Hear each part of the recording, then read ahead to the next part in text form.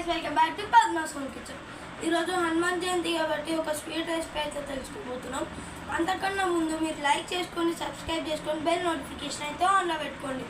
చలో మమ్మీ ఈరోజు ఏమైనా స్వీట్ చేసుకున్నామా? హనుమాన్ జయంతి కదా. సరే యశ్వంత్, ఇవాళ హనుమాన్ జయంతి కదా, ఇవాళ చక్కెర పొంగల్ చేసుకుందాం, సరేనా? సరే మమ్మీ.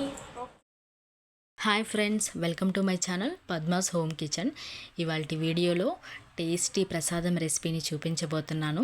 చక్కెర పొంగలిని టేస్టీగా గుళ్ళో పెట్టే ప్రసాదంగా ఎలా తయారు చేసుకోవాలో చూసేద్దాం.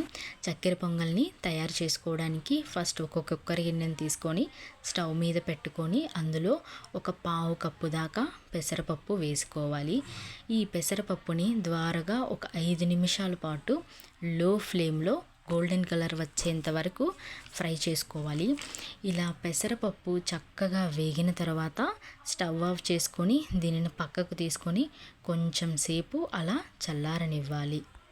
ఆ తర్వాత 1/4 కప్పు బియ్యాన్ని ఇందులో యాడ్ చేసుకోవాలి. 1/4 కప్పు పెసరపప్పు తీసుకుంటే 1/4 కప్పు బియ్యాన్ని తీసుకొని ఇందులో యాడ్ చేసుకోవాలి. ఒకసారి బాగా వాష్ చేసుకోవాలి. ఇలా వాష్ చేసుకున్నాక 2 కప్పుల వాటర్ని యాడ్ చేసుకోవాలి. అంటే పెసరపప్పు బియ్యం కలిపి 1 కప్పు తీసుకున్నాం కాబట్టి దానికి మనం డబల్ క్వాంటిటీలో వాటర్ని యాడ్ చేసుకోవాలి. తర్వాత మనం కుక్కర్ యొక్క మూత పెట్టి మీడియం ఫ్లేమ్ మీద కుక్కర్ని స్టవ్ వెలిగించి దాని మీద పెట్టి బాగా కుక్ చేసుకోవాలి. ఈ బియ్యాన్ని మనం నానబెట్టకూడదు, నానబెడితే మెత్తగా వచ్చేస్తుంది. సో డైరెక్ట్గానే ఇలా ప్రెషర్ కుక్ చేసి కొంచెం పలుకుగా ఉడికించుకోవాలి. చూసారు కదా, వీడియోలో చూపిస్తున్నట్లు ఇలా పలుకుగా మనం ఉడికించుకోవాలి. రైస్ కొంచెం ఇలా ఉడికిన తర్వాత ఒకసారి గరిటెతోటి బాగా మిక్స్ చేసుకోవాలి. చూసారు కదా, ఇలా వీడియోలో చూపించినట్లు మనకి రైస్ అండ్ పెసరపప్పు అనేది ఇలా పర్ఫెక్ట్గా కుక్ అయిపోయిందో దీని తర్వాత మనం బాగా కలుపుకొని దీన్ని తీసి పక్కన పెట్టుకోవాలి. ఈ లోపు మనం బెల్లం పాకాన్ని తయారు చేసుకోవడానికి స్టవ్ వెలిగించి ప్యాన్ పెట్టుకొని అందులో మనం 1 కప్పు షుగర్ వేసుకోవాలి. చూసారు కదా, చక్కెర పొంగల్ కాబట్టి మనం షుగర్ కొంచెం ఎక్కువగా వేసుకున్నాము. తర్వాత ఒక 1/2 బౌల్ దాకా బెల్లం వేసుకోవాలి.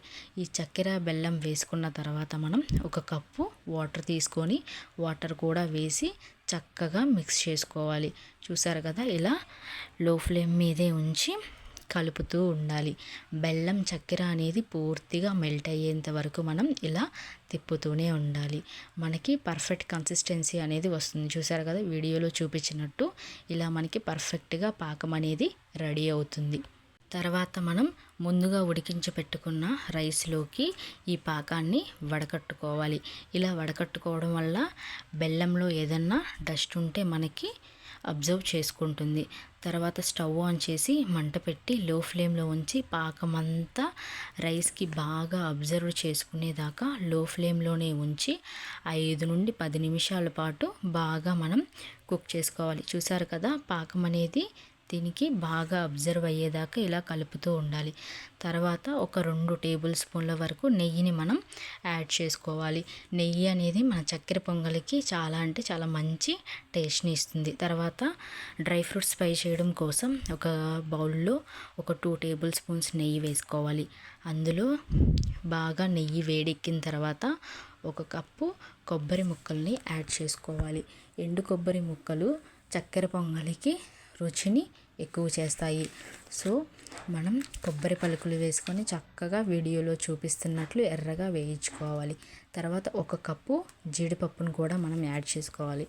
జీడిపప్పును కూడా ఇలాగే కొబ్బరిలాగే మనం చక్కగా ఫ్రై చేసుకోవాలి. తర్వాత 1 కప్పు ఎండు ద్రాక్షని యాడ్ చేసుకోవాలి. ఎండు ద్రాక్ష కూడా బాగా వేగిన తర్వాత కొబ్బరి, జీడిపప్పు, ఎండు ద్రాక్ష గోల్డెన్ కలర్ వచ్చేంత వరకు ఇలా ఫ్రై చేసుకుంటూ ఉండాలి. ఈ డ్రై ఫ్రూట్స్ అనేవి మన చక్కెర పొంగలికి చాలా అంటే చాలా మంచి టేస్ట్ని కూడా ఇస్తాయి. ముందుగా ప్రిపేర్ చేసుకున్న రైస్లోకి మనం ఇప్పుడు ప్రిపేర్ చేసుకున్నటువంటి డ్రై ఫ్రూట్స్ని కూడా మెల్లగా వేస్తూ కలుపుతూ ఉండాలి. చక్కగా మీడియం ఫ్లేమ్లో ఉంచి కలుపుతూ ఉండాలి.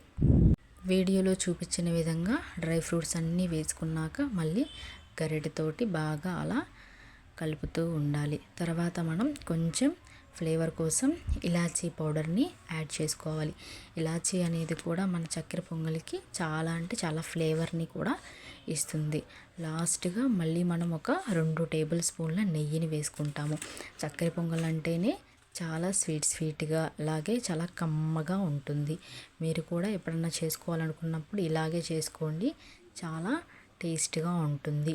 సో అంతేనండి, ప్రిపేర్ అయిపోతుంది. దీన్ని తీసి మనం ఒక బౌల్లోకి వేసుకోవాలి. సో చూసారు కదా ఎంత పర్ఫెక్ట్గా మనకి చక్కెర పొంగలి అనేది తయారైపోయింది. మనకి కావాలనుకుంటే లాస్ట్లో ఒక స్పూను నెయ్యిని కూడా పైనుంచి మనం యాడ్ చేసుకోవచ్చు. అంతే, చక్కగా తయారైపోయింది. యశ్వంత్, ఇదిగో నీకోసం వేడివేడిగా చక్కెర పొంగల్ అయితే ప్రిపేర్ చేశాను. ఒకసారి టేస్ట్ చూసి ఎలా ఉందో చెప్పు, సరేనా?